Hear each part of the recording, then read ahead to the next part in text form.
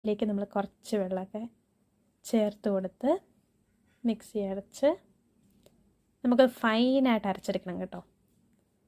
അത് ഓരോരുത്തരുടെ ഇഷ്ടം അനുസരിച്ച് ഇച്ചിരി കൊഴുപ്പ് കൂടുതൽ വേണമെങ്കിൽ വെള്ളം ഒത്തിരി ചേർക്കാതെ അങ്ങനെ തന്നെ അടിച്ചെടുക്കാം. നമ്മളിങ്ങനെ ഒരു നുള്ളു വെള്ളമൊക്കെ ചേർത്ത് അരച്ചു, സെറ്റായി. ഇനി ഇതിലേക്ക് നമ്മൾ കുറച്ചുകൂടെ വെള്ളം ഒഴിച്ച് ഓക്കേ. ഇനി നമ്മുടെ കടുക് താളിച്ചത് കാണുമ്പോൾ തന്നെ ഒരു വെറൈറ്റി ഇല്ലേ, പച്ച കളറിലെ ചമ്മന്തി. ശരിക്കും ഇത് ഭയങ്കര ടേസ്റ്റി കേട്ടോ. ഈ മല്ലിയില വിരോധികളുണ്ട് ചിലർ, സാമ്പാറിനകത്തൊക്കെ മല്ലിയില കാണുമ്പോഴത്തേക്കിനും ഓടിപ്പോകുന്ന മനുഷ്യർ. But it so yummy. നല്ല പേപ്പർ റോസ്റ്റ് പോലത്തെ നെയ്യൊക്കെ പുരട്ടിയ ദോശയുടെ കൂട്ടത്തിൽ സാമ്പാറും ഈ ചമ്മന്തിയും കൂടി ആരേ വാ. അപ്പോൾ ട്രൈ ചെയ്ത് നോക്കിയിട്ട് നിങ്ങൾ കമൻറ്റ്സ് വരാം.